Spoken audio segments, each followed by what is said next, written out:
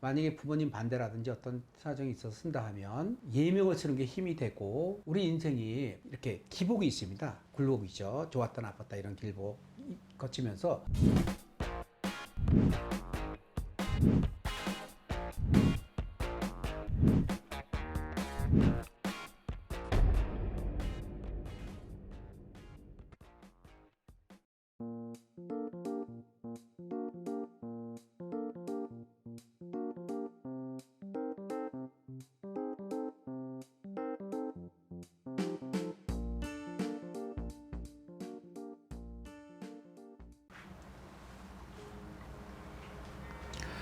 안녕하십니까.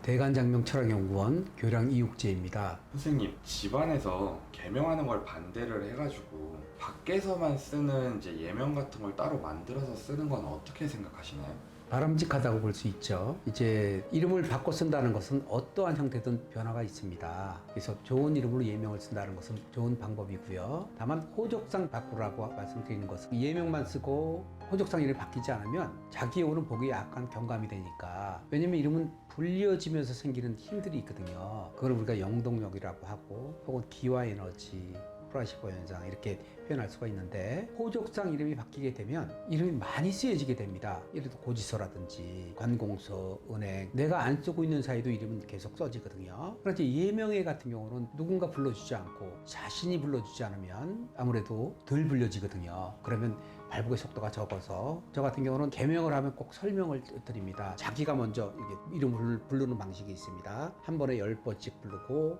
이걸로 아침에 8번, 저녁에 1번, 150번 해서 한 100일 정도 불러주면 15,000번 정도 부르는데, 그 가족들이 또 이렇게 불러주면 그 몇만 번, 10만 번 이상 넘어가게 되거든요. 그러면 이제 발복의 기운이 오는데, 그런 기운을 가지면서 이제 그 개명 때를 기다리는데, 집안에 그 어르신들이 완고하시다 하면 자기 입장이 나쁘거든요. 그럴 때는 이제 기다리는 것이 방법입니다. 완고한 분들이 시간 지나면 이렇게 힘이 없어지시거든요. 돌아가시거나 힘이 없어지거나, 이렇게 때를 기다려서 법적 개명을 해서 쓰시는 것이 두 번째 방법이니까. 그렇지 않고 부모님 반대로 인해서 내가 예명까지 안 쓴다면 그것은 좀 더 유리하지 않겠죠. 만약에 부모님 반대라든지 어떤 사정이 있어서 쓴다 하면 예명을 쓰는 게 힘이 되고, 그럴 때 예명 있을 때 많이 쓰는 방법, 예를 들어서 목걸이 이름을 새기든지 반지 이름을 새기든지 수저 이름을 새기든지 여러 가지 방법이 있는데, 우리나라에서는 이제 주로 중국에서 귀화 전의 괴포분들이 중국의 이름들은 보통 뜻으로 많이 짓거든요. 연화, 예쁜 이름, 뜻의 예쁜 이름 많이 쓰는데 한국하고는 장명하는 방식이 완전히 틀려서 그분들이 이제 한국에 오면 당황을